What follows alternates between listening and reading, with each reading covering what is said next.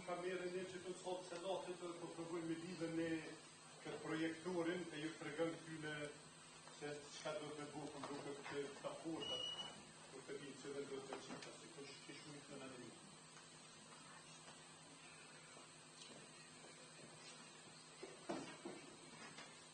A je gjatë?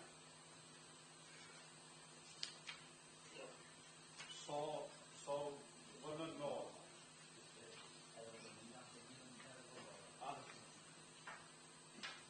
A më nëshë në alë për në? E për të bërë. Hajtë të tukën qëtë sëtë më nëshë në alë. Ka dhe ndërë sëtë.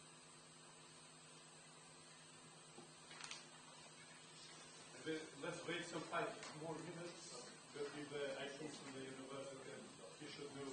I know that he is connecting everything successfully.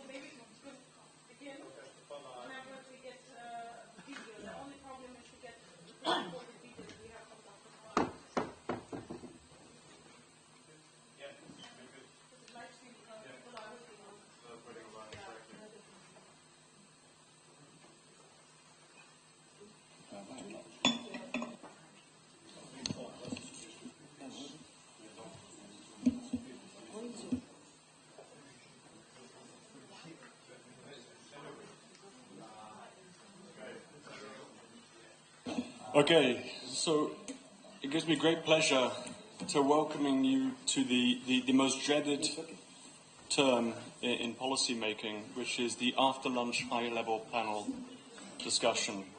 In this case, we're talking about unlocking diaspora potential for innovation, renewable energy, agriculture and sustainability.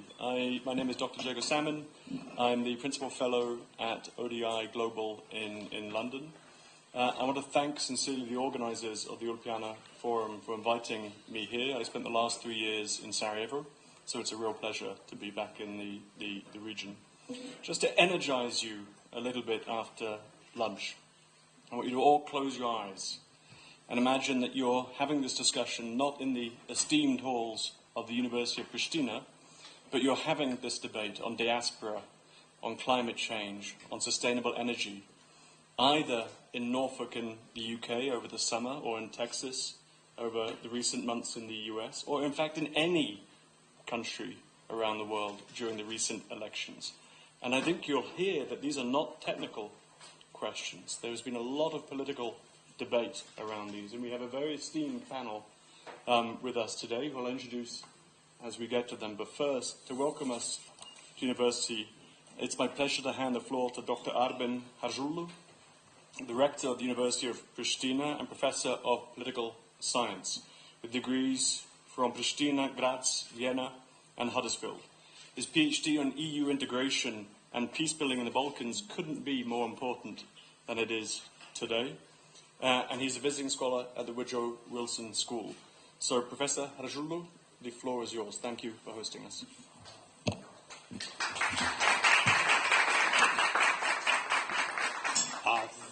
Thank you so much for this kind introduction. Indeed, the reality it's not so bright, it's maybe a little bit grim, but anyway, welcome to Republic of Kosovo. Welcome to the University of Pristina, which is the largest and oldest university in the country. And indeed, it is a kind of anecdote which I would like to share with you. Usually, universities are created by the states. And in our case, I think this university has helped greatly to create the state. The university has been established in 1970. Before we had some faculties, some academic units, but now it is by far the largest and oldest and the best ranked university in all Albanian-speaking areas in the Balkans. And as my colleague was saying, I am political scientist by training, and now since the 1st of October, I took the office as a rector of the university, which is an interesting exercise. And my colleague, who is as well a political scientist, was telling me that at some point you get punished and you have to do a management job. And now I am doing that job. Thank you for this kind remark. Looking to this panel, and it is very interesting, without pretending that I know much about, let's say, energy and some other areas. I would like just to mention and to stress that indeed, if this country has a chance to get faster developed, I think that we cannot manage and do it without the potential we have around the world, without the Kosovo diaspora, which lives in all continents and in all countries in the world. And now we have at the University of Pristina a new statute, which is more or less the constitution of the university. And very happy to see that we have the potential and the opportunity to hire new scholars and researchers from diaspora within the brain gain professorship. And this is something new, and I am very much looking forward to have a new regulation which is going to open the door for the people of the Kosovar origin who lives around the world in different countries. And my plan is to keep the call open for 365 days a year. this is going to just to make them to welcoming and to bring them back home and to contribute in their field of expertise. And I know that today being far away doesn't mean that you cannot contribute to other countries or to the country of the origin, despite the fact, as we know, that geography is destiny. And our destiny is to be part of Europe, and hopefully very soon as well part of NATO and European Union.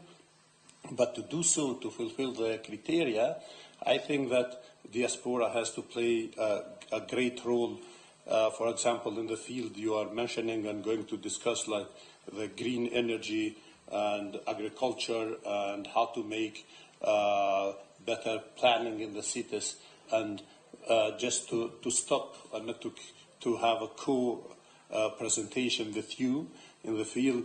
I know that today the chances are very great, and in countries like Kosovo, Diaspora has played always a great role and has to play and to continue to play this role. Again, welcome to Republic of Kosovo, welcome to the Pristina University, and we are so happy to have you as well at the University of Pristina, and I would like to express publicly to say thank you to the Ministry of Foreign Affairs and Diaspora, which institution is supporting the university with the Pristina Summer School, International Summer School. We have a great international summer school every year, and now the call is open for international professors to come and to join the local professors to co-teach classes, and as well in the field of having different activities and supporting some programs and international students. Thank you, and I think that within those actions, within the Ministry of Foreign Affairs and Diaspora, the engine of so many great action is Ms. Lisa Goshi, the Vice Minister for Foreign Affairs and Diaspora Issues. Thank you, Lisa. Thank you to everyone, and welcome to Kosovo.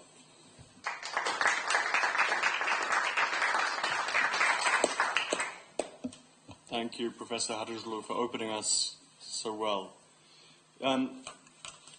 We've heard a lot over the last 2 days about how diaspora networks transform societies and communities.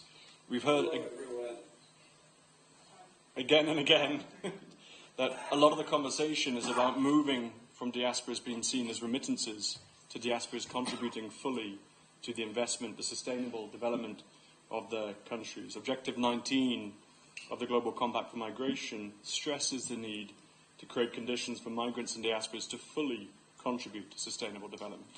And inspired from the Rector's remarks that being far away does not mean that you cannot contribute, I'm pleased to hand the floor to Dr. Weil, Professor Weil Delamy, Professor of Public Health at University San Diego, who leads 2 projects on global climate change and health.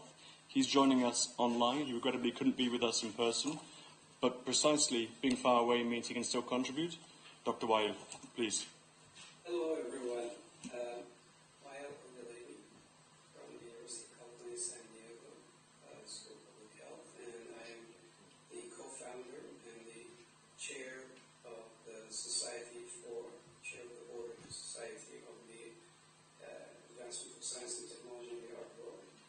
And it's very unfortunate that I was not able to come in person, but I am happy to participate with these opening remarks for the panel that is titled Unlocking Diaspora Potential for Innovation, Renewable Energy and Sustainability. As all of you know, the climate change impacts in the Anthropocene are real, and it's an existential threat. But those who are affected most are the vulnerable population, especially in the low and middle income countries who are not primarily responsible for the global warming. Therefore, as diaspora, we have a role to be able to help our native communities, our countries of origin, with addressing this, given the expertise we have, and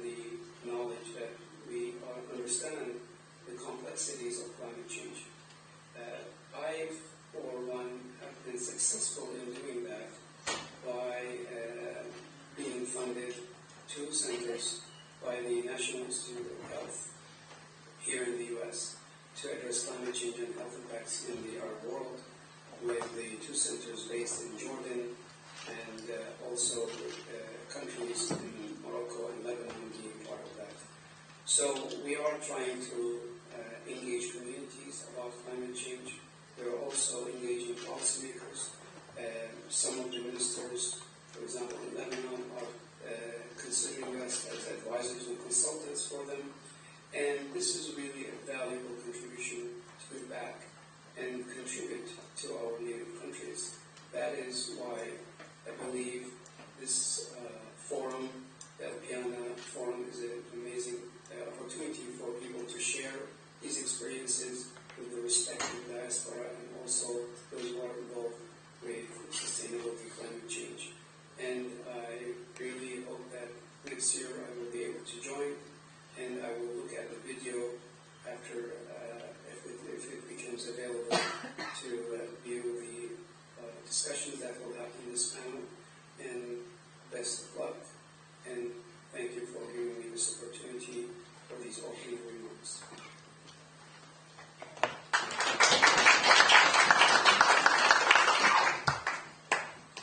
Thank you, Dr. Levy. It gives me great pleasure now to introduce the esteemed panel. We're joined today by Lindita Zabedi Salihu, who works with the UNFCCC, the UN Climate Change, developing initiatives on support for climate action, fashion industry charter, and works with a very wide range of diverse stakeholders. Next to Lindita, we have Agim Mazreku, a climate change and science policy expert specializing in renewable energy and international law, currently working as an advisor for the Kosovo government, the government of Kosovo, who will offer us some insights, I think, in particular on how it looks from a government point of view to deal with so many issues at the same time. On my left here, we have Dr. Andrews Nakansa, an environmental engineer with 20 years of experience in climate change and community development. He is Under-Secretary General of the African Diaspora Congress, Director of the Youth Development Frontiers for Africa, and Managing Director of Urban Engineering Services. He's worked for USAID and Catholic Relief Services and holds advanced degrees from Denmark and Helsinki. And finally, but last but not least, we have Mirana Rajarab-Yuson, the Executive Chairperson of the Alefa Diaspora, co-founded to enhance the African diaspora's impact. She holds a master's degree in applied economics and rural development management. Previously, she was the Executive Director of ADEPT and has worked on development projects in Africa, Southeast Asia, with organizations such as the World Bank and GIZ. Mirana is originally from Madagascar, but has served as an economic advisor in the President's office in Madagascar and currently lives in Belgium. Okay. So you have many people, everybody on this panel is both an expert in their subject and themselves part of the diaspora that is working abroad. So we look forward to their insights. We've heard the opening interventions. The migration is a key strategic area for ODI. We've undertaken research that clearly gives evidence to the fact that the effects of diaspora go way beyond the financial, way beyond remittances. Often diaspora change societies, change the norms, bring new ideas, foster innovations. We have evidence that says in green transitions can't happen globally without global networks, including diaspora. Targets won't be met. We would make the point that circular migration has helped countries such as Germany and England establish heat pump capacities across their different countries. So I wanted to turn, first of all, to Lindita, to give us a few examples from your area of expertise on where you feel diaspora has really helped the work on climate change and changing the norms and how climate change is seen. Lindita, please. Thank you very much. Really a great pleasure to be here. Okay, let me do that again. Thank you very much. A great pleasure to be here, and thank you very much, of course, from my side as well, to the Ministry of Foreign Affairs and Diaspora for this great event and series of events, and it's been wonderful to meet so many different people. I think if we look at climate change as a global problem, sometimes we start by that kind of saying, think global and act local. And I think when we talk about solutions to climate change, normally we have to bring it to the local context and to national context, because those challenges won't be the same everywhere, and of course the solutions won't be the same. But the whole kind of premise on climate change and sustainability and a better and safer future really rests on one thing, and that is collaboration. Collaboration between us, among us, and also with many others out there. I think there's many cases in the past, and of course, for those interested, there's lots of reports out there that talk about diaspora as unsung heroes of a lot of the sustainable investment and developments in many different countries, both when we talk about mitigation but also adaptation. When we talk about mitigation, of course, we're talking about reducing greenhouse gas emissions, but at the same time we have to realize that taking action on climate really is not just about greenhouse gas emission. It is about making sure that there's food security, it is about making sure that there's clean water, it is about making sure that there's clean air. So a lot of the different things that the government here in Kosovo is grappling with, and the challenges that we see here as, of course, people who come from the country, are very much intertwined as everywhere else. And I think here is where members of diaspora can come in with their networks as well as with their knowledge, but I don't want to say that diaspora has the knowledge. I think a lot of the knowledge comes from local people, but that is where these two different experiences can meet for really tailored solutions. Another thing I think that I want to encourage here very much, and really again congratulate in particular Deputy Minister Lisa Gashi for this undertaking, is to clarify what those channels are for diaspora to be more properly engaged. And I think these years and the 5-year plan is also a good indication of that. Because I am sure that if those channels are made clear, there will be a lot more opportunity for diaspora expertise to come in and see in what way can these different challenges be addressed collectively. I'll stop here for now and happy to take on further. Thank you, Lindita.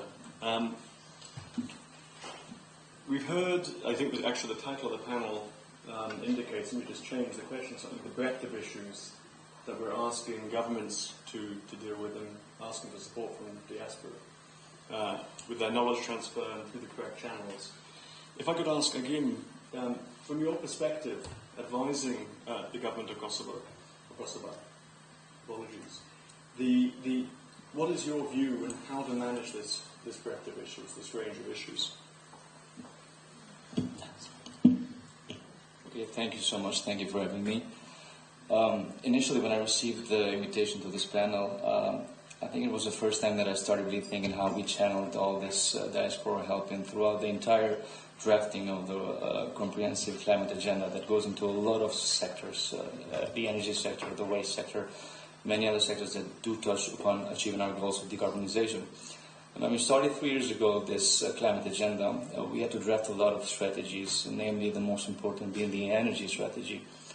Achieving such a just transition was a very complex issue. You have to do a lot of modeling, a lot of technical work, a lot of work that a lot of people that we have in diaspora, researchers, academia, are very keen to do this work, especially for us. And frankly, when I started thinking about, throughout the years, the collaboration we've had with diaspora, it was there in every step, from offering help in doing this modeling for this very complex energy strategy, to then providing even investments. We had recently the 100 megawatt solar auction, which was won by a diaspora member who, with their company, came to Kosovo to invest in solar for the first time, and they won the auction, and now they're implementing. When we started the work on this comprehensive climate agenda, especially implementation of the just energy transition strategy, we had for 3 years tripling of solar companies in Kosovo. And majority of them are diaspora-led companies, very, very keen to work with their own family members that are here, with engineers that we have here to establish their companies and to do work on the ground. And not only in the energy sector, even in adaptation, which is quite a topic that we are facing and we're prioritizing a lot. only recently I had a chance to meet a blueberry farmer who came from Diaspora, from Italy specifically, in Peia, and they had a smart agricultural farm that would implement technologies such as drip irrigation and many other specific systems to adapt towards climate change. And it was very interesting to see and interview them for the adaptation strategy and to see how then he shared that with other farmers locally. And then he came up with association. I think it's very pragmatic solutions that come from Diaspora and vice versa. Local knowledge is also a way to create synergies. And we've seen that through every step of the implementation of this comprehensive climate agenda. And frankly, again, as I said in the beginning, when I started reflecting on this topic before, when I received the invitation, I saw that, in fact, indeed, we had a lot of collaboration throughout every step with Diaspora. I'm very pleased to have seen that. We will channel this even in more formal channels in terms of being able to provide them the benefits whenever they have the chance to come back and invest in Kosovo too. Thank you, Agim. It's interesting already that we hear the importance of knowledge transfer. We hear the importance of the formal channels that were raised, such as the summer school or the Diaspora Fellow, or the Fellows program that we talk about here, and the importance it is to the implementation of multi-sectoral strategies within the government. If I can turn to Mirana, when we spoke yesterday briefly about the subject, you warned me and said very clearly, I will speak about agriculture. And I feel like it's a perfect leap-off from Agim talking about blueberry farming to ask you, in the area of agriculture, what is your experience and what have you seen of the role of Diaspora in introducing more sustainable practices? Thank you so much. And I think, especially in the on climate change, Diaspora can have a very great added value. Because, for instance, it's true that for agricultural practices, of course, the people, the farmers, have the know-how, they have the practices. But, with the climate change, the change are, coming very, very fast. There is an embalmment. Can I say embalmment? No. Yes? So the farmers do not have the time to look at the patterns, and so Diaspora here with our, I would say, the experience that we live in other countries, our very unique perspective, and also with the different skills that we learn in other countries. We can be a real added value to tackle the climate change, as you said earlier. What I can say also, for instance, we have seen it in different countries. We had many examples this morning from the Croatia, from Macedonia, but we have also many examples from, for instance, Moldova, Armenia, Ukraine. And for instance, those countries, they created network of Diaspora, and within public authorities, what they could also do is, to foster the Diaspora. They repatriated the Diaspora skills in priority sectors, and there is also the investment, incentive investment. As you said also, I think you evoked it, they encourage the establishment of dialogue mechanism, and especially that could be done also because that's what many countries are doing now. They are creating what we call a one-stop shop. So this is a place where Diaspora can find all the information that they need when they want to come to the countries, be it at the investment level, but also on their rights. And for instance, if I am a diaspora, I go to Madagascar, I am Malagasy, then I could go to that one-stop shop if I need, let's say, I need to buy lands and I need to learn what are the, the legal environment of the lands in Madagascar. So I can share more examples, but maybe I can keep it for later. Thank you, Mirana. And again, we hear the importance of the knowledge, establishing the mechanisms by which the transfer can happen. But knowledge needs to find an audience.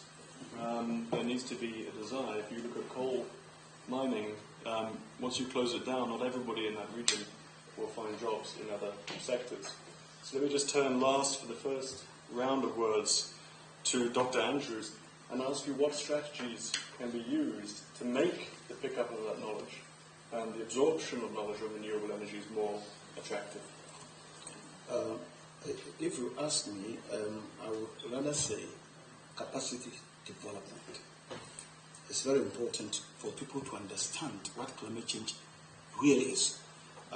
As part of my consultancy job, I was educating the directors and the public sector as well as government officials regarding climate change issues. And one of the things I found interesting was that most of them don't understand. They have just heard climate change coming all the way from the advanced countries. Climate change, climate change, climate change. And they are all pursuing it. And sometimes they are pursuing it not because it's an interesting topic to them, but because they're also looking at the economic aspect of it. Because they have been promised that when they adopt climate change measures, the advanced countries will give them money. And so that is, most of the questions I encountered were evolving around, if I do this, how much am I going to get? So it looks as if they are not initiators of the idea. They were not involved in the planning mechanisms and even the terminologies. And therefore, it looks as if they don't own it. And they are just being forced to accept all the terms and the conditions about climate change. So if we want climate change issue to be adopted properly, then they need to understand the fundamentals of climate change. And so, in fact, what I did practically was to let them understand where we are coming from and where we stand in regards to climate change issues. And so I tried to make the terms very understandable and told them, look here, Africa is very vulnerable. And our vulnerability stands in the context of knowledge and capacity. Because when it comes to technology, we are not there.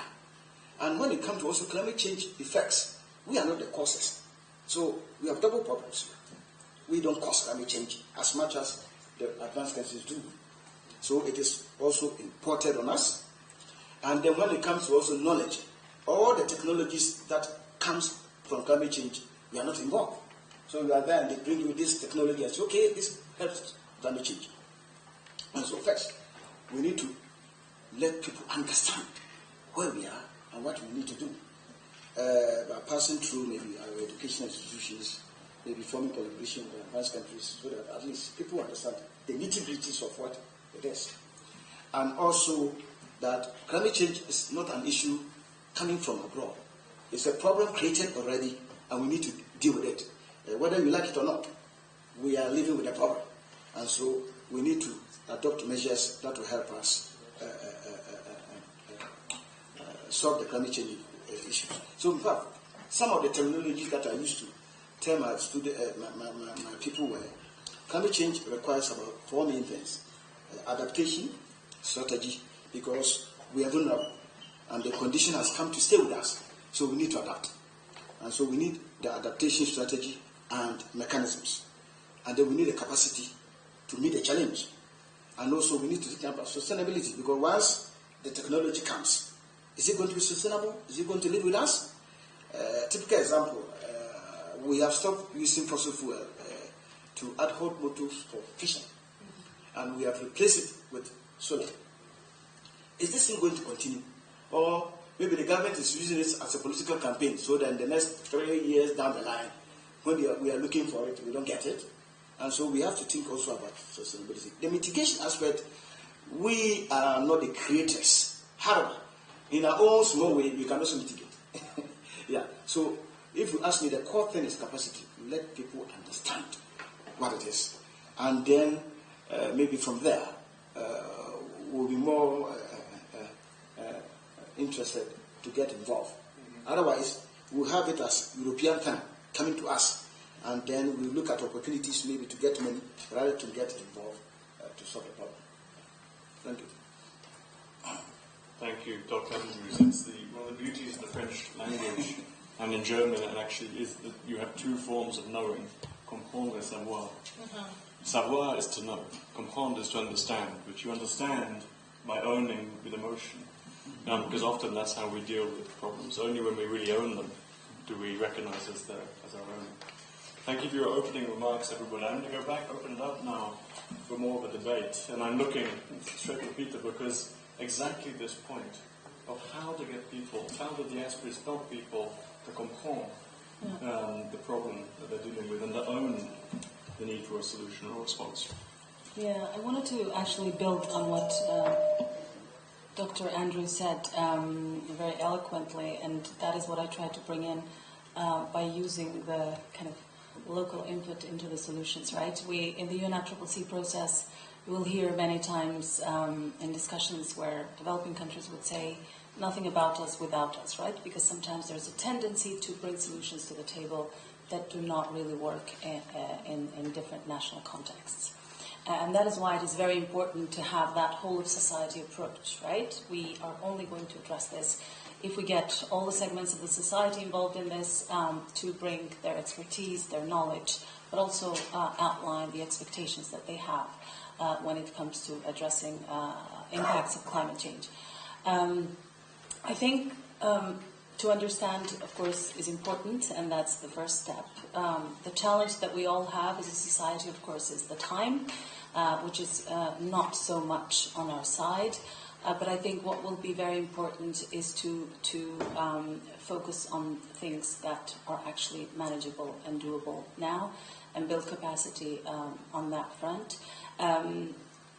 Who needs to be more directly involved in really shaping what the future of this country and other countries, of course, will look like, is we've got to be thinking about three major components. First one would be the policy, right? We need the right policies so that we have the level playing field. But for the government to put in the right policies, they also need to have the confidence that those policies will be implemented.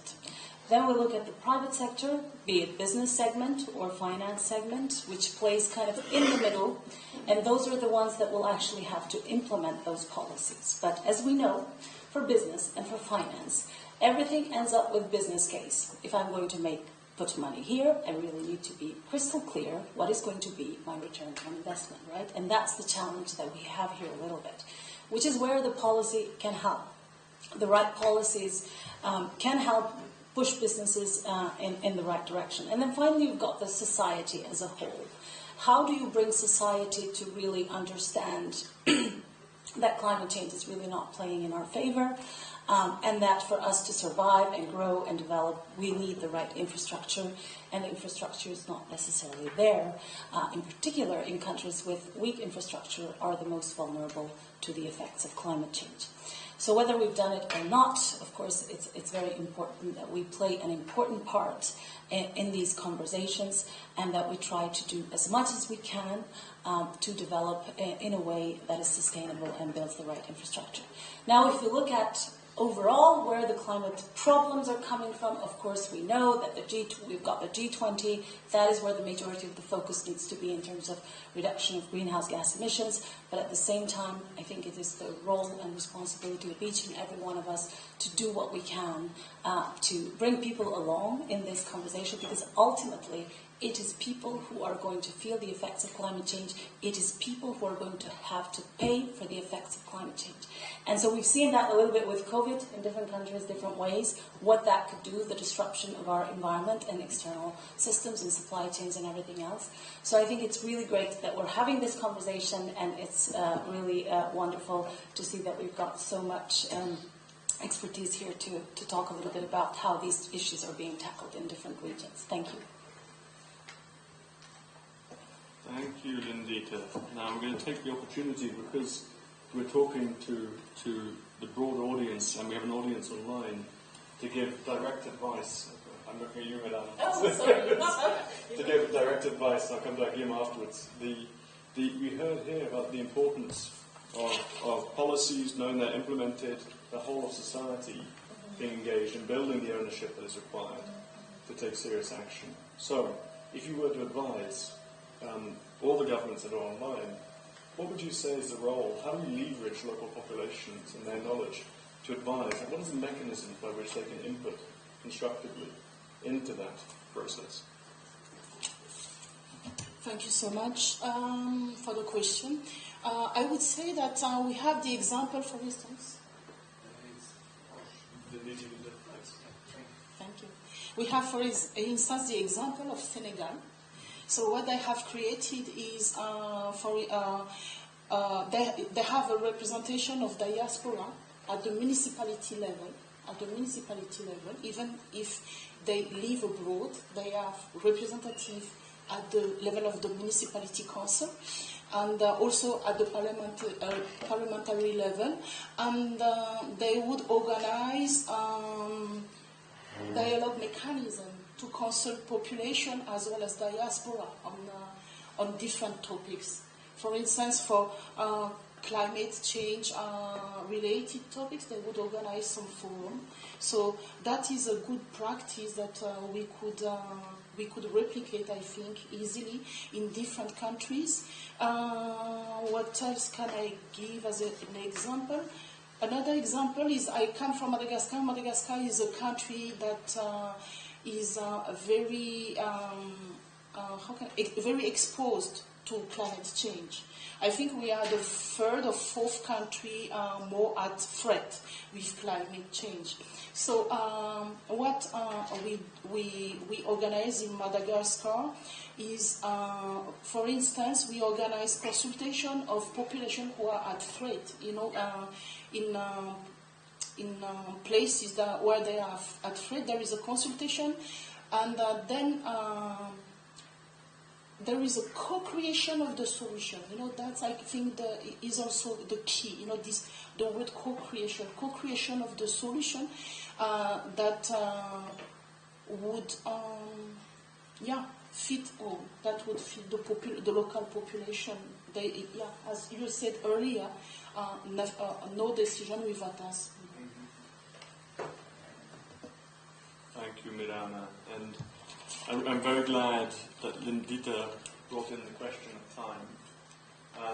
In the front of all problems, time becomes an urgent issue for governments. There's so much, and if we look at the news last night to this morning, we can see already how much is on the agenda. Just a plug for the Ulpiana Forum, I've said before how great it is that you did this again this year and keep doing it because of the importance of keeping attention on issues of existential importance, even while the world is going a little crazy right now. Again, I've given you enough time to think with those advice, and I want you to put yourself in your job and to think about how we bring on board Mirana's very good recommendations on involving the population with the time constraints of the government, and give examples, please, if you can, from your experience.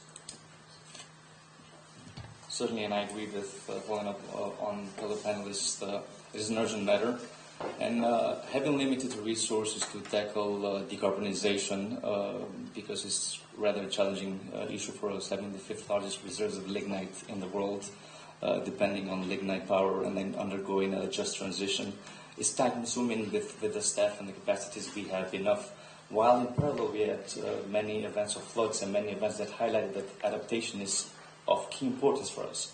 So in parallel, we had to work with a lot of reforms from legislation, adopting the climate law for the first time that entered into force last year, to structure. Now every official, from official of agriculture to industry to economy to everyone being part of the Secretariat for Climate Change, at least knows something about climate change and adaptation and mitigation and what this means. So then we could better build capacity bottom up within the government and of course in work with the CSOs. And then lastly, which I always encourage specifically for following up also on Mr. Weil and Dr. Andrews, lots of diaspora abroad, most of the times they went there for better economic opportunities. They have the opportunity there because these countries that they go to, they had historic responsibility for emissions. So they had the chance to better have upgrades of climate technologies, better technologies. And so they see firsthand what these technologies are. And then when they come back here, they won't implement them. But it's the local people, they say, okay, no, let's have a smoother deployment of these technologies so that we could have proper adaptation of technologies into the country. I'll talk specifically about innovation adaptation tied to adaptation strategy and agriculture, sorry. In the adaptation strategy, the first thing as a government we had to do is let's look at science. Science is crucial. Let's look at what is going on right now and what is the future looking like. And we saw within the climate models that water scarcity is going to be the main issue for Kosovo, especially in the region where we have the most agriculture. And so as a government, our responsibility is to create infrastructure. We have in the pipeline another 202 million meter cube of water reservoirs. And these are not just done randomly. These are done following science. We have done also a flood risk map with LiDAR technology, very high tech. We have gone forth also with studying underwater and aquifers, underground water, which could then be tied to better solutions in the future. And now the blueberry farmer that I mentioned earlier, when he comes to pay, and when he comes back to Kosovo, maybe he won't have an easier time to necessarily have a blueberry farm in a very congested market in Italy, but he comes here, and our strategy ensures that we keep Kosovo livable, and we make Kosovo even more livable than the countries they come from. So they can come back and then work with other farmers here, have associations, they can have connections to export the blueberries, but also sell them here. So we provide those basic conditions, looking at science and providing proper infrastructural projects for them to have sufficient water, for them to have sufficient support, and then for them to be able to invest back in Kosovo. So that is the key objective of the strategy, and this, of course, was done through the perspectives that we mentioned so far in terms of making sure that in the future, people who come back here, which is going to be quite an interesting future. When we looked at the climate model, it's going to be quite an interesting issue. Migration, quite harsh environments, even in those countries with historic responsibility for emissions. And so, most likely, coming back to Kosovo will be better than living there if we do these projects. So that's our aim.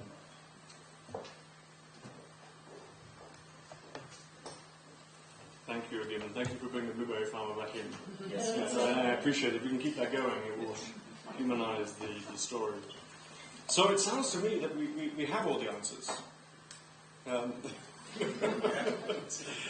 We have the framework for the UNFCCC and COP. We have the knowledge. We know that we need to build understanding. The diaspora creates ownership. And how do we deal with time is we give people time. We make it part of the solutions. The part of the challenges in the country I most recently worked on just transition is elections happen every 2 years. And those people affected by just transition vote in those elections. And it's very hard to move people out of coal industry when there's an election 6 months away from potential redundancy. So, if we have the answers, we have the knowledge, we have the framework, you laid out very clearly that it's the capacity that's required. So please, Dr. Andrews, your passion, please explain to us what are the key challenges, what do we need to do next to help build that capacity? Yes, this is where this is where the diaspora issue is very important. Diaspora engagement. Yeah. For instance, I'm a water engineer, groundwater, as I mentioned, and so one of the contributions that I made with the USAID program was to introduce solar technology to pump water from the ground, and that helped the community so much because our communities in the rural areas are not big size communities; they are very small.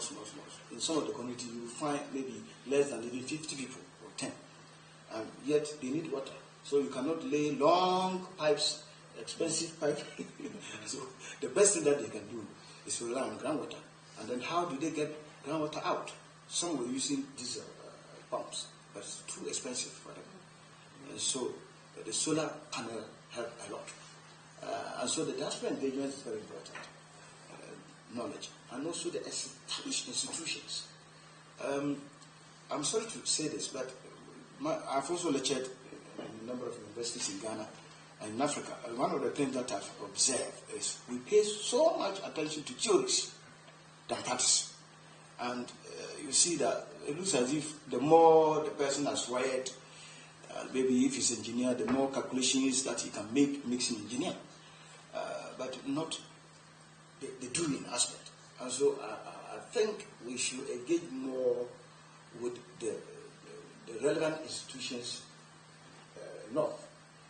For instance, we can go Kosovo, we can engage with Kosovo and learn from their experience. I'm just giving an example, how do we address this issue practically? So that if we can even drive the theory, maybe sometimes we can also engage them practically to come and teach us a few tricks. And so this engagement with institutions from South and those from the North will also help much for knowledge exchange and practice. Thank you. And the doing. So those of us who attended the meeting with the Prime Minister this morning, he spoke quite eloquently about the doing and about the moving from a remittance-based access of the diaspora of the country to an investment base. And he talked about the potential of a sovereign wealth fund in Kosovo precisely to catalyse this co-ownership at the investment at the doing level. And so I open this up more to the panel now. We've gone through the policy, we've gone through knowledge transfer, we've heard about the mechanisms of ownership, but we've been brought to the doing. And so if any of the panel would like to give us some particular poignant examples or advice they'd like to give the audience on the doing, please. And just to know, once we've gone through this round, I will ask if there are any questions from the audience before we begin to wrap up. But Lupita, please. Lindita, apologies. I think there's many things, right, that we can say about doing, but what I want to start with is that Kosovo diaspora is really very fortunate, right? I think Agim mentioned that in the past we saw a lot of people leaving Kosovo for economic reasons, and now the reality is very different. We've got the younger generation, they're all very integrated in the societies, they feel both coming from Kosovo, but also wherever they're living. And I think that combination of cultures is really strong, and I think that there's going to be a lot cases and a lot examples that we can showcase in the future through engagement of young people. And I think it's great that there's so many programs here where young people can come and get a bit more closer to the culture and also to the challenges that the country has. So I think we cannot give hope on that, and in terms of doing, let's try and create more opportunities for young people to be involved in these conversations already. I think the second thing that I want to talk about a little bit is the finance, right? The finance is make or break. Nothing is ever going to happen if the money is not there. In the UNFCCC process, if you follow the discussions, there's been long conversations around this new quantified goal on finance really that is going to be helping developing countries build their infrastructure so that we stay below the 1.5 degree threshold. Now, we are also advocating a lot through, of course, UN senior leadership are calling for reforms in the financial system, in particular for instruments that will allow developing countries to invest in solutions that matter. I think what is really important now in terms of doing is start having conversations internally and be as unified as possible in terms of what the solutions, given the country context and the regional context, what solutions are going to work. And make sure that the planning is done properly and make sure that there's money attached to that planning in terms of how much is required. And then let's try to see how we can use the diaspora networks when it comes to finance, but also when it comes to policymakers and developed countries to see how we can fill that gap in terms of the finance.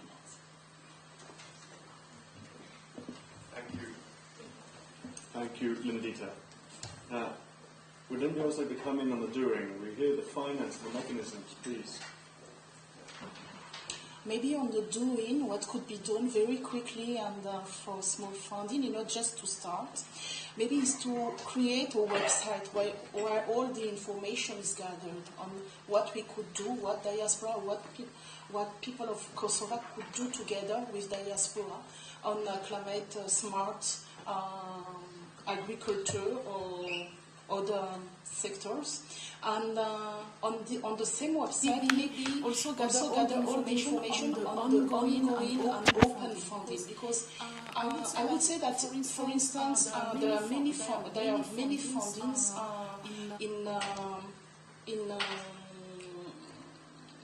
in climate change. Yeah, in climate change there are many fundings. There are many small fundings for if you want to create solar, to create or to find for co-fund solar panel, etc. So all this information need to be gathered somewhere. So all the people who want to start small, they can find information there. So then, the information is not scattered everywhere. We spend a lot of time, searching for the information. The other thing, the second thing that we could also do is to rely on Diaspora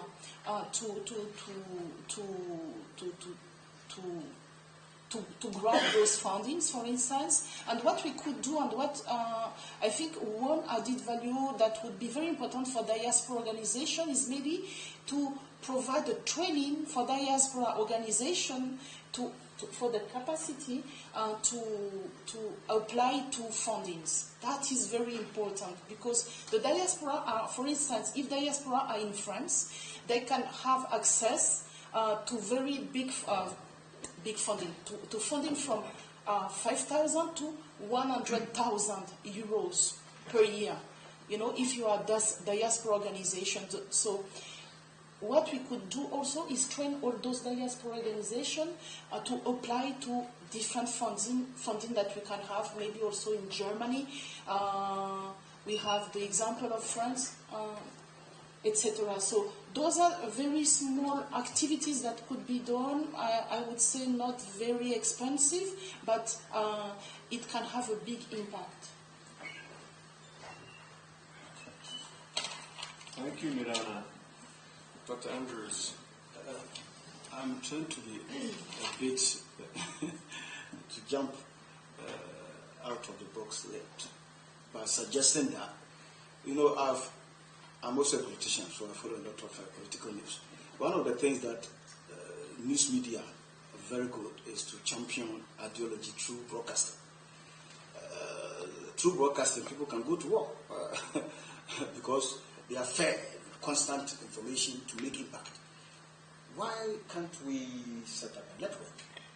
It can be media network or whatever network, where climate change issues will be actively discussed from time to time, so that we don't give space for people to rest.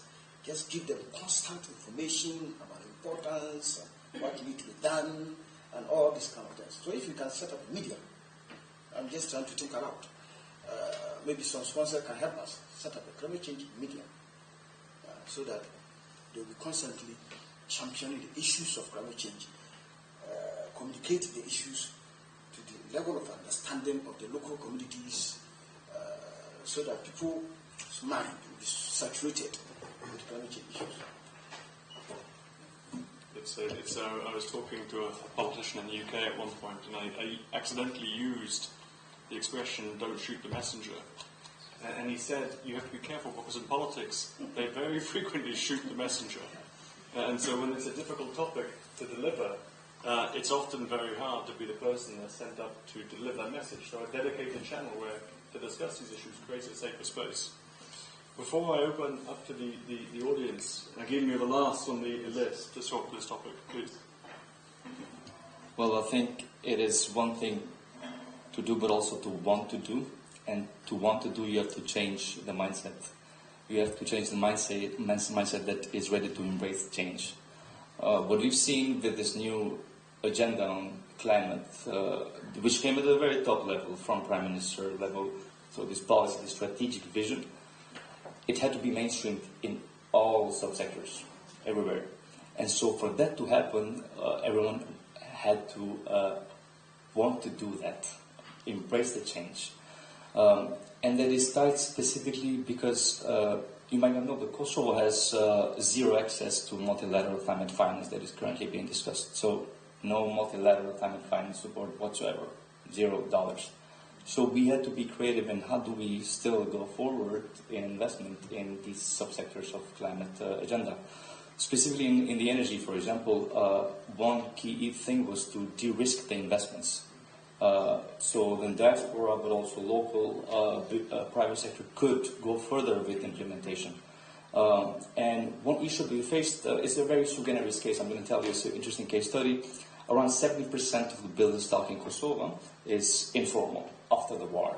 So not license permits, no license permits obtained, and most of them are through the licensing or formalization of their buildings. But that meant that we could now go forward with subsidies for solar PVs or energy efficiency, because then we would target only 30% of the building stock, and that is just unfair. So then we had to encourage at the civil servants to be thinking more of wanting to embrace the change in the very pragmatic solutions, to de-risk the investments. And when I told you earlier we had tripling of solar companies because of this, so we decided, okay, let's change the secondary law. We made it such that up to 7 kilowatt per residential sector, we saw that a solar system is not the integral part of the building. It doesn't necessarily change. It's an installation. You can put it on, put it back off. So as a result of that, we said no need for building permit for a solar PV up to 7 kilowatt per house. And we opened the market for everyone now. So we had tripling of solar companies, mostly diaspora run. And so we had to think in more creative, and we also had to have these working groups of civil servants to want to embrace the change and reform. So it set the priority, and then they have to want to do it. And when one does it, it's a domino effect. It's very good and pleasant to see it, and I think we're heading in the right direction. Of course, it has its own challenges, but I would have to acknowledge here that young professionals from diaspora, but even the scheme that we have, the Young Cell, where our students go for 1 year abroad, study, and then come back and serve in the government, they can bring innovation in the mindset, and that trickles down everywhere else, and it's very good to see that. Excellent suggestions. I mean, so the idea of changing regulation, working with diaspora companies, tweaks, as they would call in British policy making, or nudges, and to create a domino effect. We have about 12 minutes left for the session. If there are any questions from the floor, please put your hand up. The rector has also generously agreed to be part of the questions, although he didn't have to. So if there are questions for the university, please raise them. Please, gentleman with the glasses.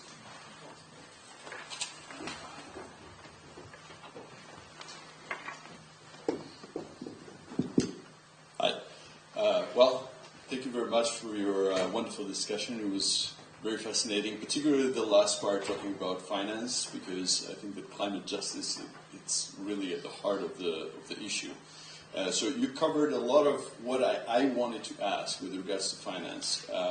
But I was wondering, aside from engaging diaspora as the examples that you rightly pointed out with the blueberry farmer and the issues with regards to building capacities to produce solar panels, and on this issue of equipment that is necessary for climate transition, mitigation, and so on, I was wondering how much have you thought about engaging diaspora, or whether you think that there is a role for the diaspora to actually expand its role, not only on setting up businesses and getting this equipment that is produced elsewhere, most of the time in Western countries, but to be part of the supply chain to produce it here. And this is for anyone else that would like to respond as well. Can you just introduce yourself? Yes, my name is Alban. I'm a CDF fellow here. So that's it.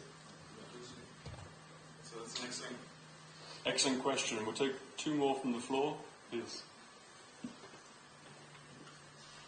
Hello. Hi. I'm Ardiana Shalova, also a CDF fellow. My question is a bit more social. Maybe Linda could help with this one. I know we talk a lot about the mentality and how hard it is to shift the mentality, especially in Kosovo, in terms of culture and how strong that mentality is. Do you guys have any recommendations in terms of how we can go about that? Because in terms of also recycling, I know that's been a lot of push forward in terms of legislation, but the mentality holds us back. So would love to hear your thoughts. Another really excellent question on shifting the mentality. We have one last question at the back, the gentleman in the dark jacket. Hi, my name is Alain, and I'm a CDF alumni. Now I'm working for the American Councils for International Education. I wanted to pretty much connect the questions that were asked before regarding the mindset, but I wanted to ask the rector with regards to the education. Given the critical role of education in shaping the future leaders and innovators, how's the University of Pristina practically working to lead the way in addressing climate change, and what is being done for them to help change this mindset? Thank you. Thank you very much for another excellent question. To be fair to the rector, I'll turn to that question last and give you the chance. But we have two excellent questions. What advice do you have for bringing Diaspora into the production and making available the equipment required to address climate change? And actually almost the same question from the other side of the coin, which is how do we work to change the mentality, the mindset of people, and what is the role of Diaspora in making or facilitating that change? We can work our way down. Why don't we start with again? I think we can work our way back down to our budgets. I'll be very, very brief because we're producing this map that we have lands for economic zones within Kosovo where producers could come here, and we encourage especially green industry to come here. You know, there's a lot of regulation at the EU level, for example, the CBAM, Carbon Border Adjustment Mechanism. We encourage producers in Europe to come here to produce for their Asian or African market or for North American or any other markets to be able to, in a way or another, go about escaping these regulations. That being said, we provide the right conditions in here for them to invest. The adaptation strategy I mentioned is also to make sure that we make Kosovo or keep Kosovo livable for those investments to have sufficient water, because the industry needs water too, to have clean energy access, to have stable grid, etc. So that's sort of more from a spatial planning perspective, and there's many other perspectives which would take a long time to explain. And then for the waste sector, which we cover after Linda, I wanted to just jump in a little bit about that too, because it's very important. I continue the same question, or Please take the answers to both questions. Okay. If you want to continue with yours. After Linda, okay, Yeah, you sure? Okay. So I think in terms of economic development and opportunities as well, I think I can cover that from this perspective. What we are trying to do when we work with businesses and industries a lot is to talk about the concept of climate solidarity as well, in terms of the transfer of technology and transfer of equipment that are supporting low carbon technologies. But there is no such process that actually exists where you can be part of something like that. I think a lot of these things really depend on the ability of Kosovo, but also perhaps through the help of Diaspora, to build bilateral agreements with a variety of these players. On the mentality piece, if I may go to that question, I think under my portfolio, as was mentioned, I also work with creative sectors a little bit to get the society to think a little bit about climate. And we've learned a lot in this process. A lot of the conversations around climate, if they're thrown to people, they're paralyzed. Like, it's none of my business. What can I do? Like, it's not like I can go and change energy system of my country. But I think we try to figure out, okay, under what circumstances they would be keen to engage. So what we do is we work with sports to kind of, because sports gives people that sense of belonging. They go and watch the game in the spirit of solidarity. They cross borders when it comes to really being a fan of a team. So what we did there is we made a global kind of research and survey that we sent to global fans and asked them under what circumstances would you care about climate action. And they said they would care about climate action if the conversation starts from issues that are most pressing for them. And the issues most pressing for them are going to be job security, are going to be food security, are going to be no waste wherever they live, so cleaner air, cleaner environment. And I think those are the areas from which we need to start having that conversation with people. And we need to, especially in Kosovo, I know that sport is big in Kosovo. And we were talking with Agim just last night, how can we use creative industries to get people together to think about these things in a very constructive way? Because, we are very good individually, I think, in Kosovo still in taking care of our house and our home. But when it comes to that collective piece, we still have some way to go. So I think really sports and culture and film and music can bring people together. And we need to use the power of storytelling to convince them that this is good for them. They're not doing it for anyone else, but it's really for all of us. And now, do you want to... Just a brief example for the waste sector in terms of behavior too. Previously, there was a lot of piloting in terms of sorting the source. So you could leave your plastic, etc., in the house, and they would come collect it. It would all end up in a landfill. So that is because previously it was not imagined that this is a socio-technical system. The technical part is the infrastructure, the trucks, the machinery, everything else. The social part is the way that the producers behave, the way that citizens behave, the way that the company that manages the waste behaves. These behaviors are quite complex to deal with municipalities, with the regional companies, collection, etc. So you had to come up with a very smooth transition of institutional reform, but also having in mind that you need to have this step by step. So now what we're doing is we're building sorting facility at the regional level, and we want to make sure that sorting the source happens slowly. But whenever they do sort, it comes to our sorting facility, not in the landfill. So they have that in mind, so they don't get discouraged. Then you have the plastic ban, for example, that started last year. 5 cents per plastic bag. We could not. We saw the region that Albania did it, Croatia did it. They went 25 cents in the beginning, they went 20 cents, they went very harsh conditions. It does not get implemented. It's policy that does not get implemented. So they went back, and they went to 5 cents. We have to do it smoothly, check the progress, slowly change the behaviors at all kinds of different categories of the society, and then, of course, create the infrastructural landscape so this social change could follow through. Thank you. Please. Thank you so much. I will share with you the example of what we did in Madagascar to accompany the mindset change. So we were accompanied by Harvard specialists. There were 3 of them, and we implemented it at the very smallest level, administrative level.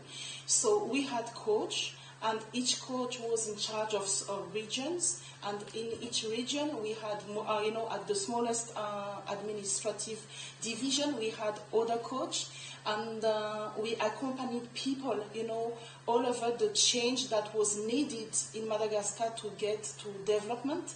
And what we noticed is the most difficult thing for people was not the change, it was why would they change, and they were afraid, they were afraid of change. So we made a lot of communication of stories of people who explained what triggered what triggered a willing to change. That's what we broadcasted on television, on radio. We shared the story of those people. Why did you decide to change? Because that was the key question in Madagascar. Thank you, Mirana. And Dr. Andrews, the last word on this topic. The answer to 2 questions: mentality and mind shift, and the practical access of equipment to the diaspora. I think we have said almost all. If you ask me as a professor and a lecturer, I would say education. Because you start from probably from the kindergarten upwards, not at the highest level, but maybe start training the children. You know. Once the children, they are able to adapt very easily. The adults have mindset set up already, and so normally it takes time. But the children come with this kind of change very easily. So let's start training the children about climate change issues right from the way go, so that by the time they are grown up, they are already used to it. So it's not difficult for them to change anymore. But me and you, it's difficult to change. I like this panel a lot. That's a perfect segue to the last question to the rector on the role of the University of Pristina and the vision. Please. Well, just to make the connection with my colleague said, start with the children. It is true. Maybe, could you maybe just switch off? Yeah, okay.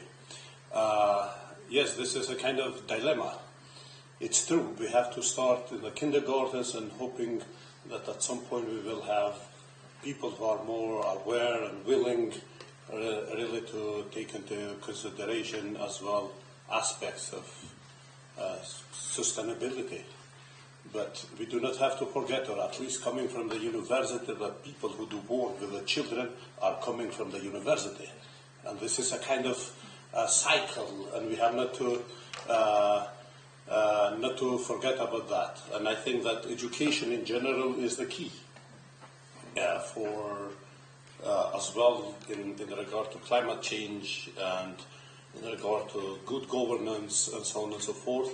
And we are trying at the university, to come back to your question, to boost programs who do deal with study programs with sustainable development, programs who do tackle issues and climate change and water management. We have as well now some international students, and I know that it is too late maybe to aim a kind of change of mentality when we have to work with the students. However, through the experiences people have made, I think they are going to be willing to change, and we have maybe to develop policies which people will be willing to change, and depends from country to country. I know that in this country the spirit of the people being entrepreneurs is very high, and because of some experiences have been made in the last decades. In other words, so many people do not expect so much from the state, and we know that the state is in general not necessarily a very good entrepreneur and not a good management. Not a good manager. However, we should ask from the state to provide security and rule of law, and those are.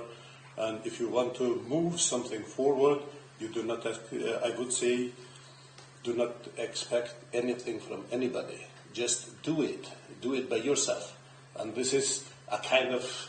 But on the other hand, you have to interact, and this is a kind of. Cycle, a chain where you cannot see maybe just one part of it, because, and last but not least, maybe it would be as well interesting for the participants and for you.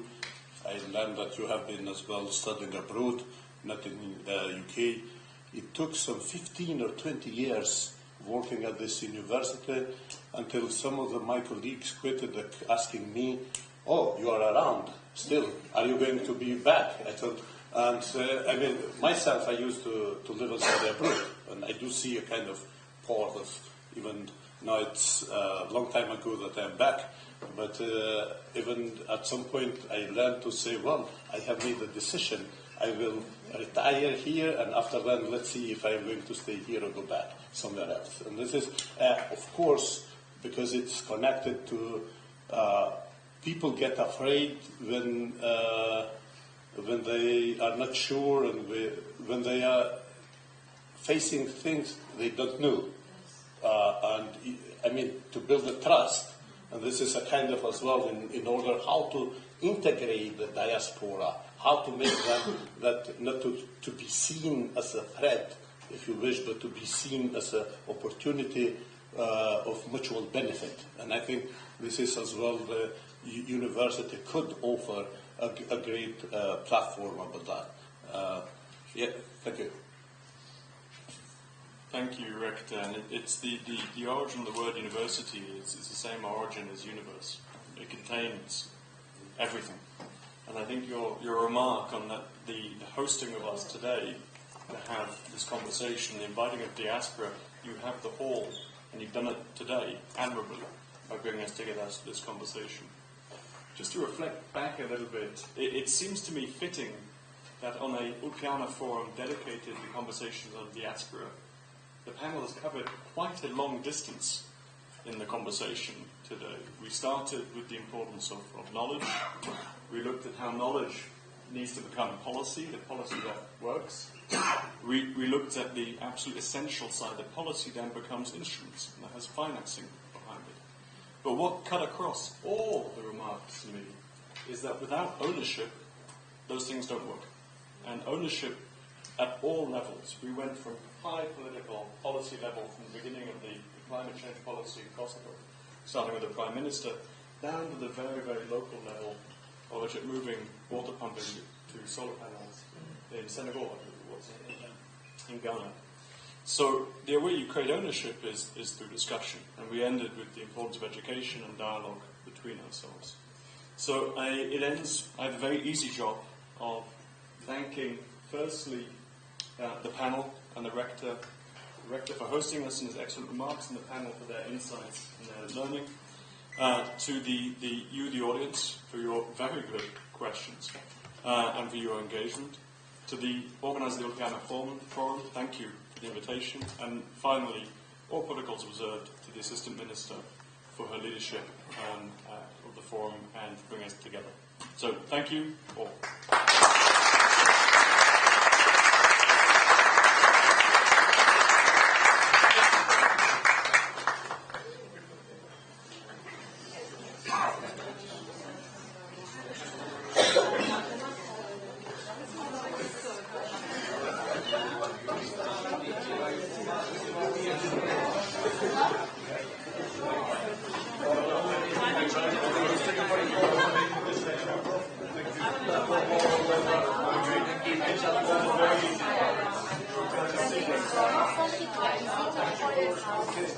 Just go, yeah.